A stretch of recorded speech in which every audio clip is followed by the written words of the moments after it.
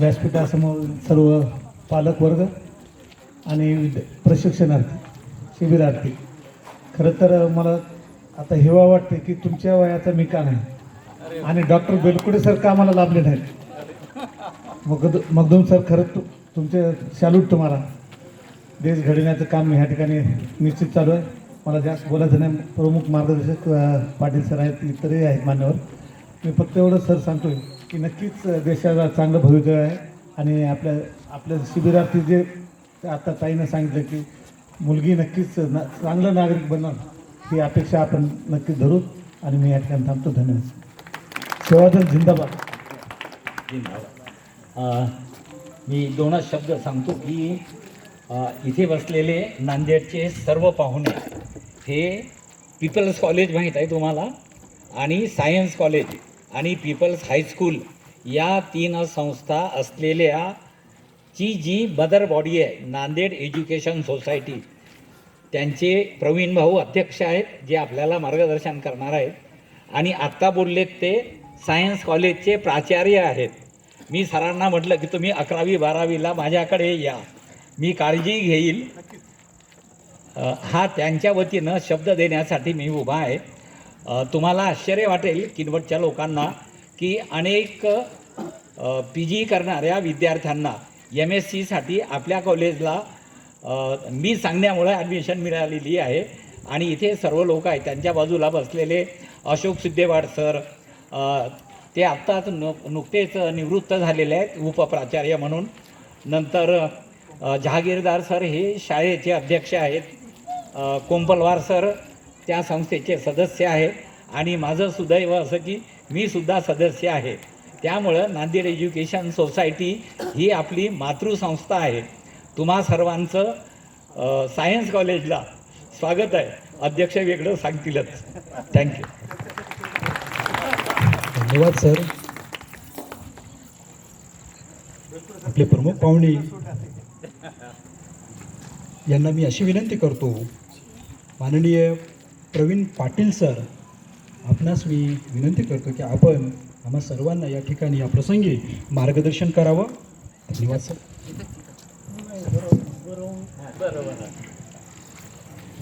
विचार चांगले वाटतात.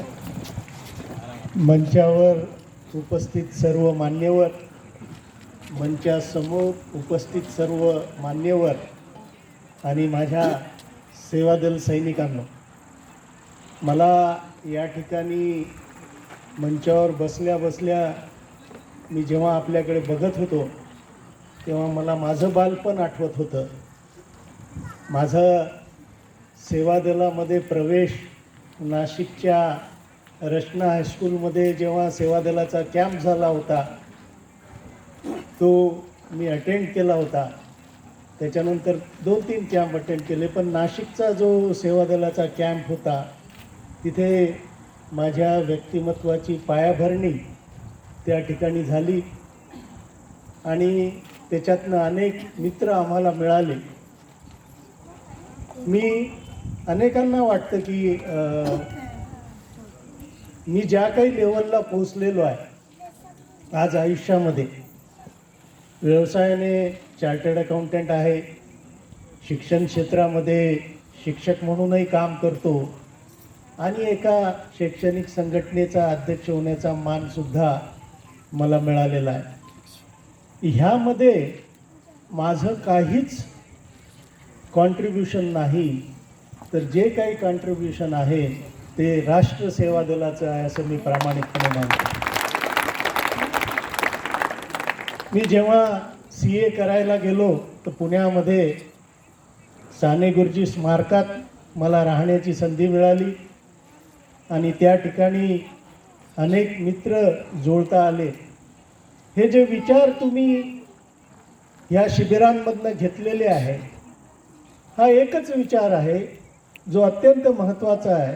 आता एका ताईंनी पण सांगितलं, बलसागर भारत हो, मानसाने मानसाशी मानसा सम वागणे, हे खूप महत्त्वाचं आहे.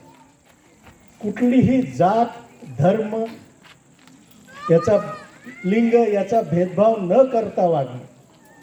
आपल्याला राष्ट्र सेवा दल साने गुरुजींच्या विचारांना घेऊन चालणारं एक दल आहे. तसंच एक समाजामध्ये तुम्ही जसे जसे मोठे होत जाल तर एक आहे राष्ट्रीय स्वयंसेवक संघ आणि आपलं काय राष्ट्र सेवा दल. क्रिकेटचा संघ असतो, क्रिकेटचा संघ असतो, तो खेळतो, परंतु लढतो कोण? दल, सैन्य दल. बरोबर आहे. तर राष्ट्रसेवा दल जे आहे ते दल आहे आणि तो संघ आहे. हे आपल्याला फरक लक्षात आला पाहिजे. आपली जी विचारसरणी आहे ती आपल्याला काय शिकवते? सर्वात महत्त्वाचं की आपला जात धर्म जो काही आहे तो आपल्या घराच्या चार भिंतीच्या पलीकडे जाता कामा नये. म्हणजे आपण आपला धर्म पाळायची मुभा आपल्याला सगळ्यांना मिळालेली आहे, परंतु त्याचं प्रदर्शन आपण करायचं नाहीये. ते आपल्या चार भिंतीच्या बाहेर जेव्हा आपण पळतो तेव्हा आपण माणूस म्हणून जागलं पाहिजे, माणूस म्हणून वागलं पाहिजे. जातीच्या बळावर कुठेही आपण भेदभाव करता कामा नये. हे खूप महत्त्वाची शिकवण आहे, अत्यंत महत्त्वाची शिकवण आहे. तुम्हाला मी एक प्रसंग सांगतो साने गुरुजी स्मारकामधला. मी त्या ठिकाणी गेलो, म्हणजे जातीवाद कसा असतो हे मी सांगतोय तुम्हाला. मी त्या ठिकाणी गेलो राहायला आणि मला वाटतं दुसराच दिवस होता. बाथरूम आमची जी होती स्मारकामधली वरतून ओपन होती आणि मी आंघोळ करत होतो. बाथरूममध्ये काय करणार ना, आंघोळच करणार. तर आंघोळ करत होतो तर बाहेरून एक मुलगा जोरजोरात ओरडत होता, ओ कुलकर्णी, ओ कुलकर्णी, लवकर करा, लवकर करा. आता मी कशाला लक्ष देतोय? माझं नाव पाटील आणि तो ओरडत होता कुलकर्णी, कुलकर्णी. मी लक्ष नाही दिलं, मी माझं आपलं सुरू. मग तो शिंदे नावाचा मुलगा त्या बाथरूमवर चढला आणि तिथून मला म्हणतो, अरे ऐकत नाही का तुला? तुला मी म्हणतोय. म्हणलं मी कुलकर्णी नाही. कोण आहेस मग तू? म्हणलं मी पाटील आहे. मग कर म्हणे आरामात आंघोळ. हा जातीयवाद हा भयानक मी अनुभवलेला. दुसरं, माझी मुलगी LKG मध्ये होती, सायली नावाची माझी मुलगी आहे, ती LKG मध्ये होती आणि मी एक नियम केला होता की दुपारी जेव्हा माझी मुलं शाळेतनं येतात तेव्हा त्यांच्याबरोबर जेवण करायचं. म्हणजे शाळेत काय घडलं काय नाही याची चर्चा होईल आणि मग आपण त्याच्यामध्ये काही चुकीचं घडत असेल तर त्याचे करेक्शन करू शकू. तर ती एक दिवस आली, मला म्हणली, पप्पा ते दलित काय असतं? ते दलित काय असतं? मी म्हणलं बेटा काय LKG मध्ये? म्हणजे मला शॉक बसला की LKG मध्ये माझी मुलगी आहे आणि ती मला प्रश्न विचारते की दलित काय असतं. म्हणजे it was not expected at that level. बरोबर आहे. आणि मग प्रश्न मी तिला म्हटलं, तुला कोणी सांगितलं हे असं दलित वगैरे वगैरे? ती म्हणली, माझ्या सोबतच्या मुली, म्हणजे बघा LKG मधल्याच मुली तिला सांगत होत्या की तुझ्या शेजारी जी उन्नती कांबळे नावाची मुलगी बसते तिच्याबरोबर तू बसू नको, कारण ती दलित आहे, कारण ती दलित आहे. मी तिला म्हटलं, बेटा हे काहीच नसतं, हे काहीच नसतं. दलित किंवा मराठा किंवा ब्राह्मण असं काहीच नसतं. मला त्यावेळेला बाळासाहेब आंबेडकरांनी आमच्या भाग्यनगरमध्ये बैठक घेतली होती आणि त्यांनी आम्हाला तेव्हा ते लोकसभेला उभे राहिले होते. तर त्यांनी आम्हाला एक गोष्ट सांगितली होती की त्यांनी आम्हाला प्रश्न विचारला, कारण आम्ही तिथे भाग्यनगरमध्ये सेवादल सैनिक जास्त आहोत. तर त्यांनी प्रश्न विचारला की तुम्हाला जात ही जी आहे तुम्ही अर्ज केला होता का की मला ह्या जातीमध्ये देवा जन्म दे? कोणीतरी अर्ज केला होता का? नाही. तुम्हाला जी जात मिळालेली आहे ही अपघाताने मिळालेली आहे.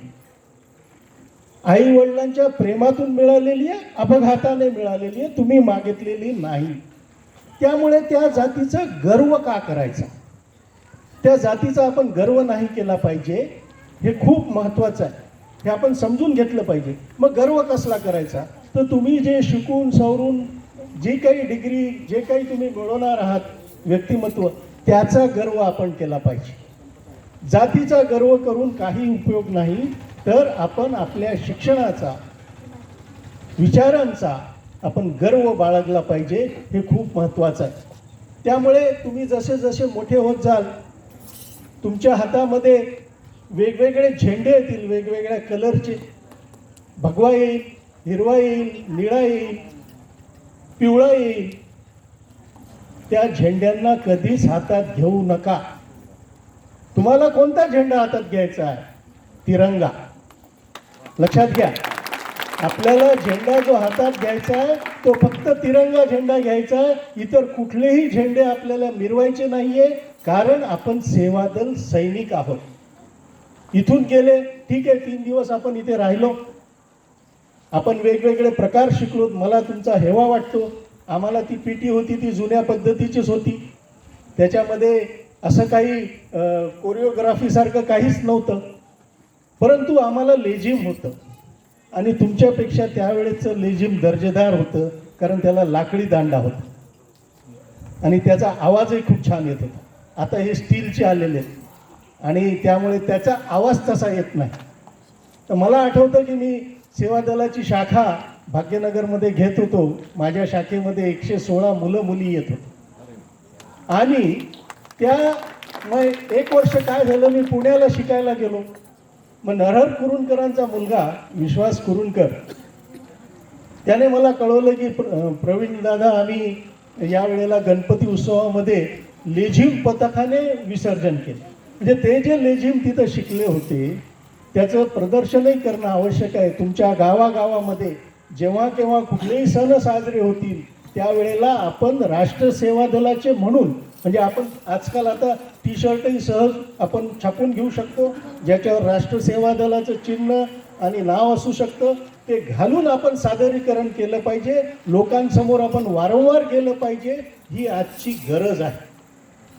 विचार करा की जर जातीच्या आधारावर, समजा उद्या तुम्ही शिकलात, खूप मोठं शिकलात, PhD झालात आणि एका कॉलेजमध्ये इंटरव्ह्यूला गेलात. इंटरव्ह्यू घेणारा समजा मी आहे आणि तुम्ही माझ्या जातीचे नाही म्हणून जर मी तुम्हाला नाकारलं तर तुम्हाला किती दुःख होणार आहे याचा विचार आजच करा. त्यामुळे जातीयवादापासून, खरं सांगतो मनापासून, की खूप दूर राहा. आजही मला डॉक्टर अशोक बेलखोडेंचं सगळं इन्कम टॅक्सचं काम मी बघतो. आजही मला माहीत नाही की डॉक्टर बेलखोडे हे कोणत्या जातीचे आहे. मी कधी विचारलंही नाही. मला आवश्यकताच वाटली नाही. मला फक्त एक कनेक्शन होतं, राष्ट्रसेवा दलाचे. माझ्यासाठी ते खूप होतं. आणि त्यांनी दिलेला साने गुरुजीचा तो पुतळा आजही माझ्या केबिनमध्ये तसाच मी ठेवलेला आहे.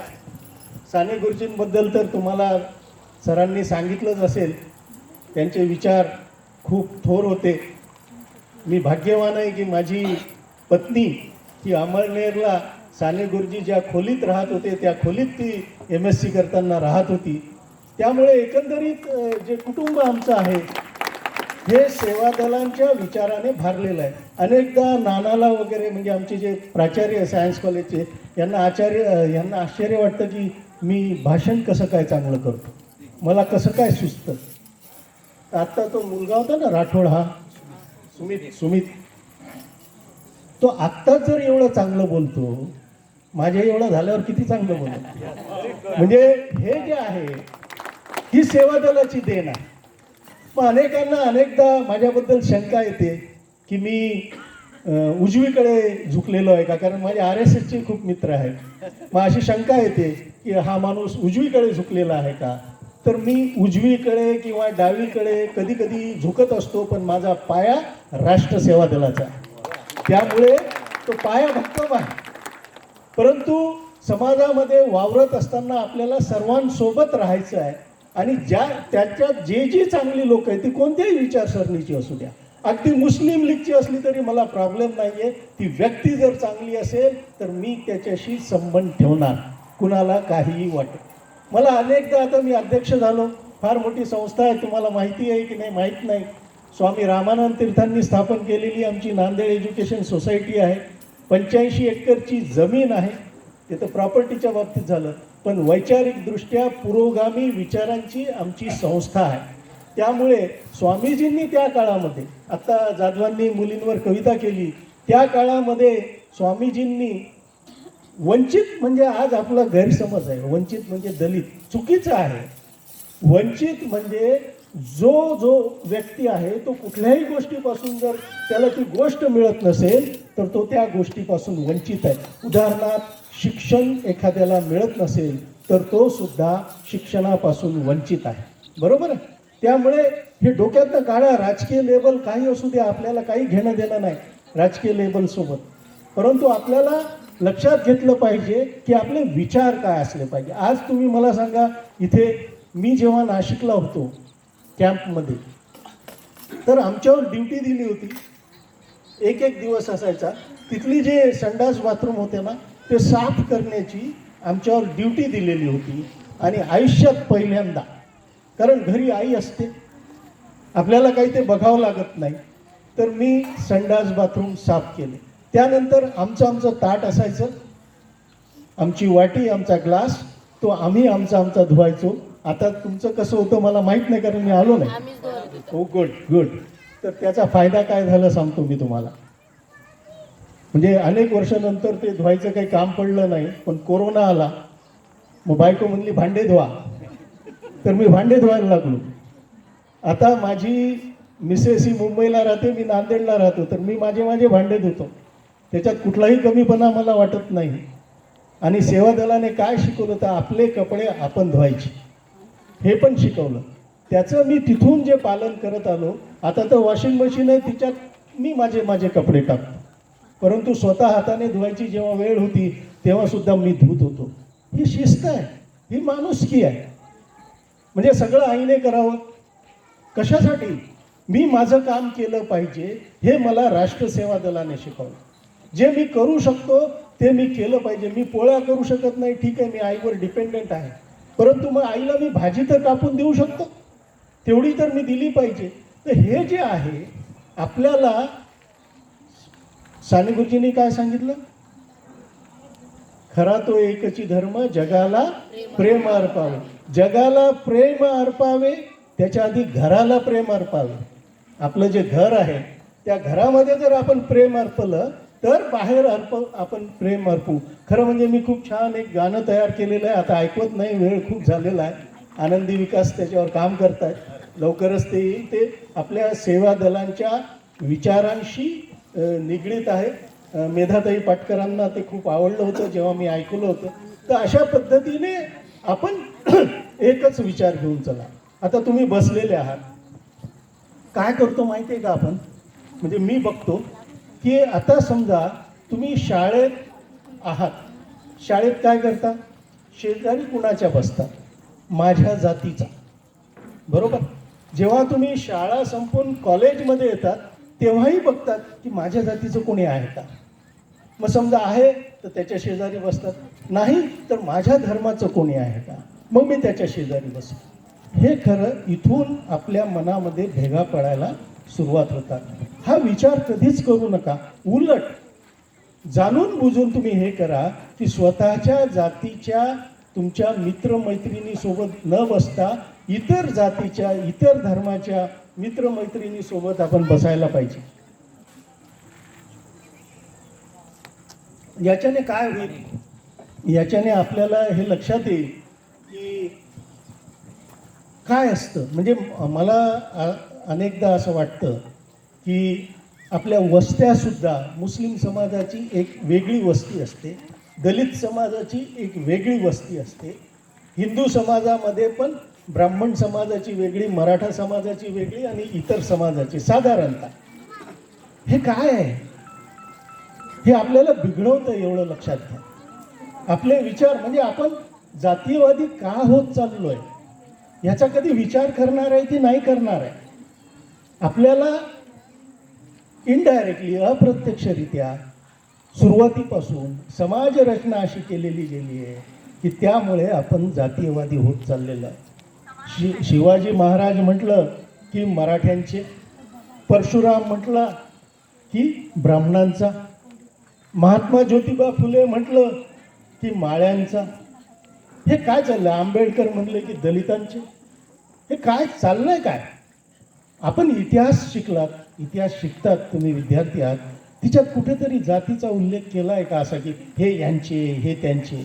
परंतु आत्ता जे जाती आहेत, जे नेते आहेत, राजकारणाने ह्याला खराब केलेलं आहे आणि हे काय करतायत की हे आमच्या जातीचे नेते. आता आंबेडकर 32 डिग्र्या असणारा माणूस, मला सांगा, तो एका जातीच्या चौकटीमध्ये बांधून ठेवण्याची ह्यांची लायकी तरी आहे का? परंतु आपण त्याला नाही, आंबेडकर जयंती आपलं काही घेणं देणं नाही, आपण घरात सुट्टी एन्जॉय करू, है ना, आपलं काही घेणं देणं नाही. शिवजयंती आहे ते मराठ्यांचं आहे, आपल्याला काही घेणं देणं नाही. परशुराम जयंती आहे ते ब्राह्मणांचं आहे, आपल्याला काही घेणं देणं नाही. असं कसं? ही महामानव आहेत, ही सगळी महामानव आहेत. त्यांच्यातलं जे जे पटतं ते आपण घेतलं पाहिजे आणि आपलं व्यक्तिमत्व त्यातनं साकारलं पाहिजे. मी अशी आशा करतो की तुम्ही जास्त बोलत नाही तुम्ही, कारण 3 दिवस झाले. मी तर विनंती करेल की मला बौद्धिकला बोलवा, मला समारोपाला बोलवू नका. कारण मी जिथेही जातो मी समाजवादी विचार, समाजवादाचं पॅकेजिंग न वापरता मांडत असतो. कारण आजकाल लोकांना त्या शब्दाची फार ॲलर्जी झालेली आहे, समाजवाद ह्या शब्दाची. आता ती नागिनी काय, तिने समाजवाद शब्दाचा वापर केला कारण लोकांचा गैरसमज आहे. भावाने बहिणीशी भावा बहिणीसारखं वागणे समाजवाद आहे, आईने मुलांशी आईसारखं वागणे समाजवाद आहे. परंतु आपण फार वेगळ्या मार्गाने गेलेलो आहोत. साने गुरुजी अगदी साधे होते, साधेपणाने राहत होते. कधी त्यांचा श्यामची आई सिनेमा बघायचा जर तुम्हाला प्रसंग आला तर निश्चित बघा. तिच्यातनं तुमच्या लक्षात येईल की ते किती हळवे होते, ते किती हळवे होते, किती त्यांनी हे केलेलं होतं. तर आपण ह्या विचारांनी पुढे जायचं आहे. दुसरं आमच्या संस्थेबद्दल, आमचं सायन्स कॉलेज हे भारतातलं एक नामांकित कॉलेज आहे, ज्याला NRF म्हणतो आम्ही, नॅशनल रँकिंगमध्ये. आम्ही एकेकाळी फर्ग्युसन कॉलेजच्याही पुढे होतो त्याच्यामध्ये, पुण्याच्या फर्ग्युसन कॉलेजपेक्षा. तर असं हे कॉलेज आहे. हे साने गुरुजींच्या विचारांवर चालणारं कॉलेज आहे, हे आधी लक्षात घ्या. त्याचबरोबर पीपल्स कॉलेज म्हणजे ज्याला आर्ट्स किंवा कॉमर्समध्ये करिअर करायचं असेल त्यांच्यासाठी सुद्धा हे कॉलेज आहे. शाळा पण आहे, पीपल्स हायस्कूल. हे सगळे एका विचाराने भारलेले लोक आहेत. आज आणि नोकर भरतीमध्ये 1-1 कोटी जेव्हा घेतले जातात, तिथे 1 रुपयाही आम्ही घेत नाही. हे आहेत सेवा दलाचे संस्कार, हे आहेत सेवा दलाचे संस्कार आणि त्याची जपवणूक आम्ही करतो. मी तुम्हाला एकच म्हणेल की आम्ही अनाथ मुलं जे आहेत त्यांच्याकडनं फीसच घेत नाही. जे आम्ही सुरू केलेलं आहे की अनाथ मुलं जे आहेत त्यांच्याकडनं फीसच घेत नाही. तुम्हाला अजून एक, बेलखोडे सर आमचे सदस्य आहेत, त्यांच्या रिकमेंडेशनने जर तुम्ही आलात तर तुम्हाला हॉस्टेलच्या फीसमध्ये सुद्धा आम्ही डिस्काउंट देऊ. पण तुम्ही सेवा दलाचे असले पाहिजे. तुम्हाला सेवा दलाची खरा तो एकची धर्म ही प्रार्थना आलीच पाहिजे. तुम्हाला दिसेल की आमच्या 3ही युनिटमध्ये प्रत्येक ठिकाणी ठळक अशा पद्धतीने ती प्रार्थना आम्ही लावलेली आहे. जेव्हा केव्हा तुम्ही याल, आणि परिसर एकदम सुंदर आहे, एकदम सुंदर. स्पोर्ट्समध्ये ज्याला करिअर करायचं आहे त्यांच्यासाठी सुद्धा सायन्स कॉलेजचं जे स्पोर्ट्सचं ग्राउंड आहे, सदाशिवराव पाटील क्रीडा संकुल, हे सुद्धा खूप चांगलं आहे.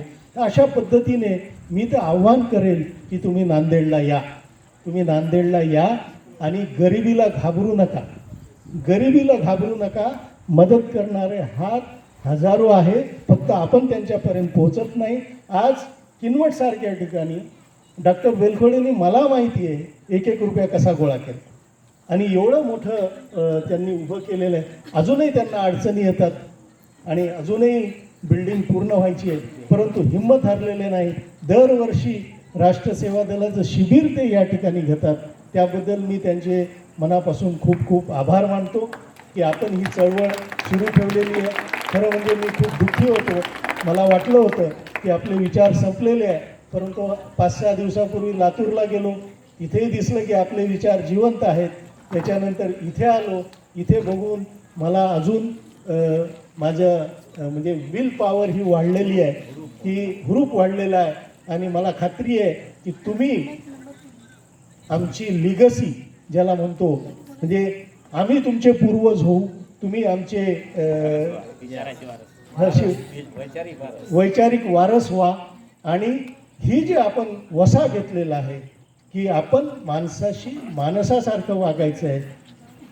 खरा तो एकची धर्म जगाला प्रेम अर्पावे, ही आपली जबाबदारी आहे, हे लक्षात घ्या. तुम्ही काळजी करू नका. तुम्ही डॉक्टर झाला तर बेलखोळेसारखे डॉक्टर व्हा, हे खूप महत्त्वाचं आहे. नाहीतर होऊच नका.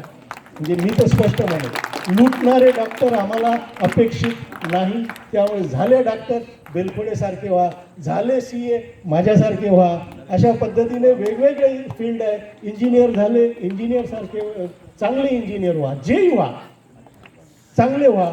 निश्चितपणे आपल्याला प्रामाणिकपणे जर जगलो तर थोडा त्रास होतो. यश मात्र चिरकाल टिकणारं यश आपल्याला मिळत असतं. नाउमेद होऊ नका. तुम्हाला माझ्याकडून खरं म्हणजे खूप खूप शुभेच्छा की, आणि तुमच्या पालकांना पण की त्यांनी हा चांगला विचार केला की आपल्या मुलांवर संस्कार झाले पाहिजे. संस्कार अत्यंत महत्त्वाचे आहे आणि ते योग्य वेळी झाले. कारण माझ्यावरही लहानपणी झाले, म्हणून आजही वयाच्या 64व्या वर्षी मी ते विचार घेऊन चालत आहे. फक्त ते कुठे व्यक्त करायचे, कुठं नाही करायचे, याला मात्र मर्यादा आजच्या ह्या दिवसांमध्ये आलेल्या आहेत. परंतु तरीसुद्धा निर्भयपणे मांडण्याचा आम्ही प्रयत्न करतो. तुम्ही पण कराल. तुमच्यातनं ह्या देशाला असे नागरिक घडतील की ह्या देशाचं ते रक्षण करतील, अशी मी अपेक्षा या ठिकाणी व्यक्त करतो.